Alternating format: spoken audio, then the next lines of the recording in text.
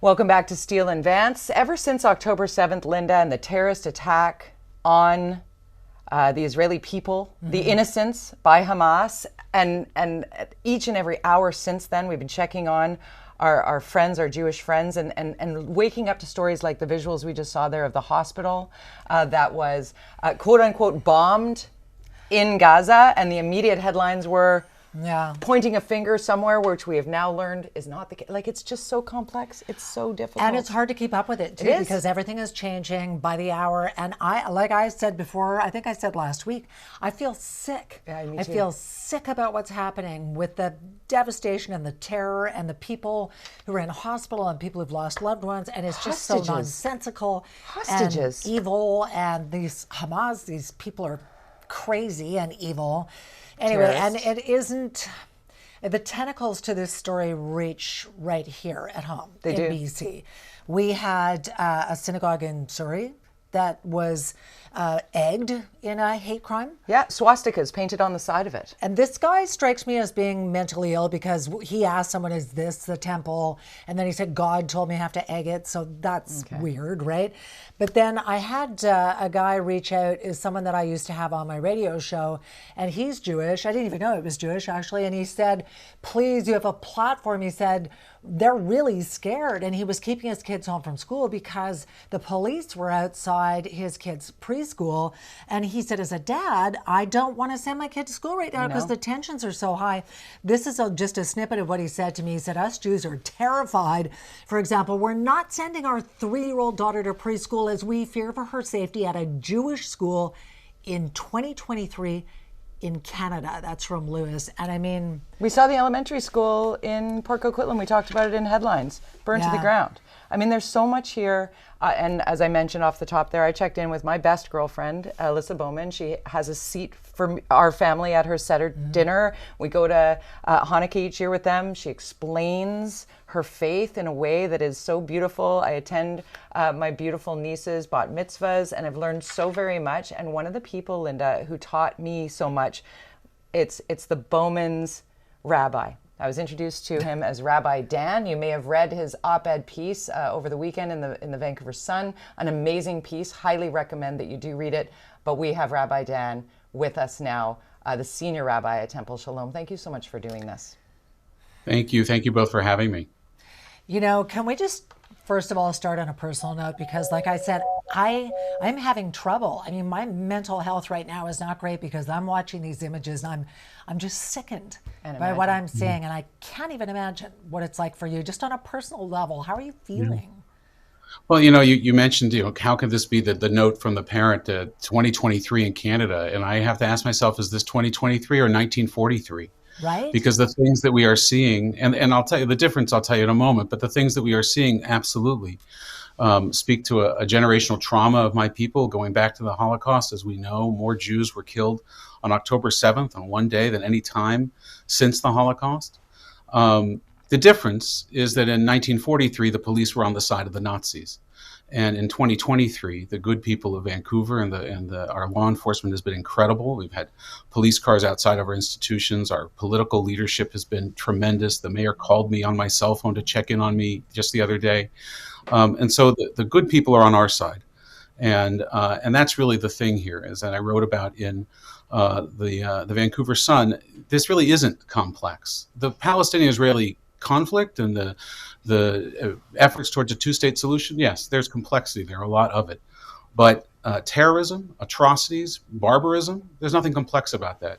We have to be against that as a civilized people, whether it's Jews or it's Muslims or it's anybody that would be attacked in such a way. And I don't need to even go through and enumerate all the horrible crimes against humanity that were perpetrated on that morning.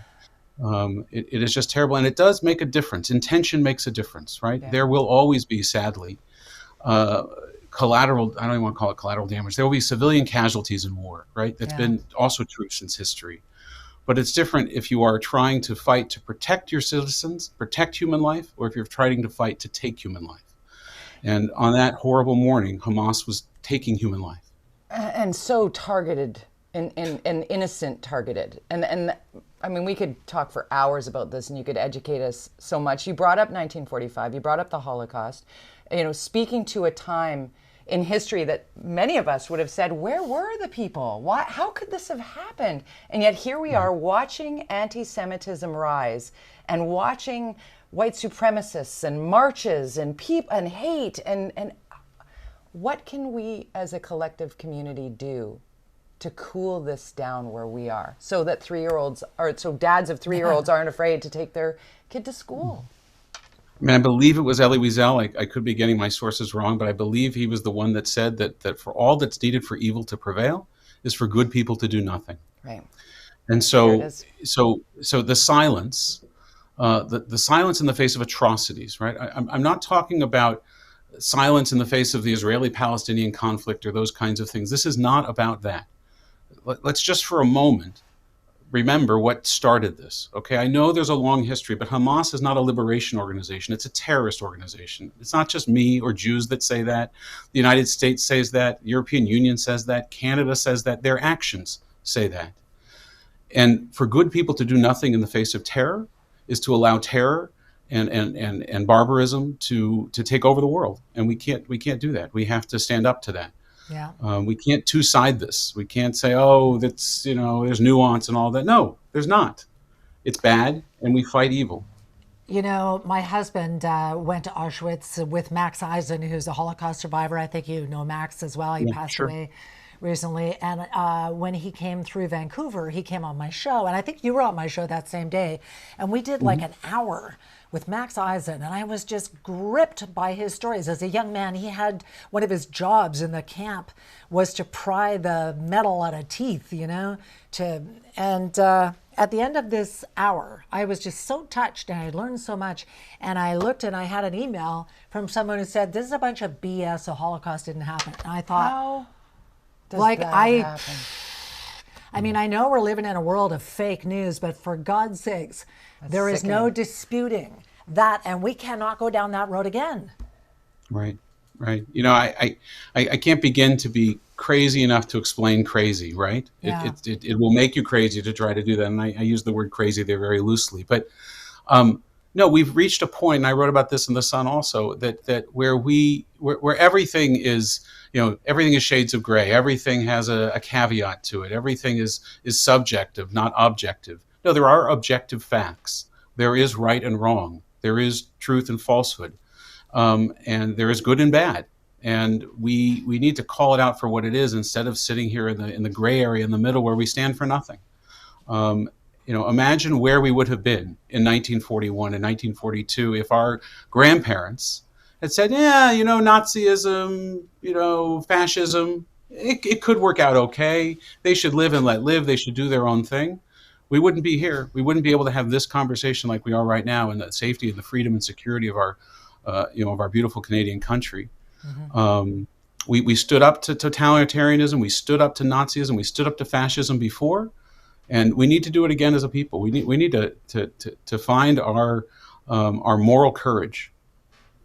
Yeah. So, Rabbi Dan, inevitably somebody will be screaming at their television or looking at this link online and wanting to say that the political structure, what they want to sort of shoehorn into this conversation of there being no two sides to this, wanting to shoehorn, using words like genocide, using words that would align Hamas or the ugliness of October 7th with the retaliation put forth by the Israeli government to defend itself.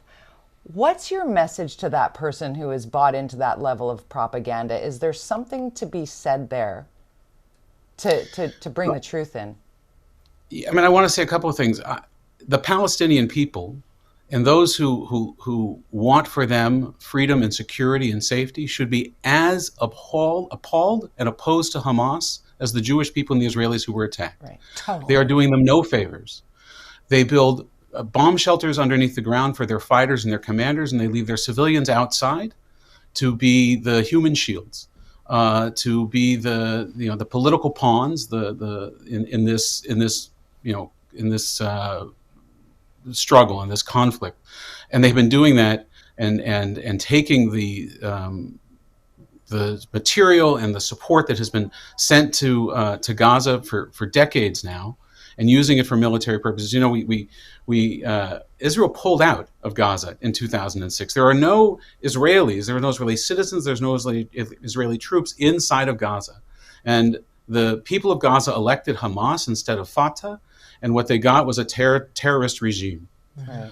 So the first thing I would say is that we should all be opposed to Hamas. It would be in the best interest of the Palestinian people if Hamas was removed from power and removed, honestly, from the face of the earth. And to the genocide thing, it's just ridiculous. Yeah. It is, right? Israel is not committing genocide. The people that have been the target of genocide would never and should never do that. And you just look at the numbers. In 1967, when Israel took over the West Bank, it took over the West Bank and the Gaza Strip in the Six-Day War, there were 600,000 Palestinians living in the Gaza Strip. There are now 2 million living in the Gaza Strip. You don't get numbers like that if you're trying to perpetrate genocide. I wouldn't know how to go about doing genocide, but that's clearly not doing it well. You're right.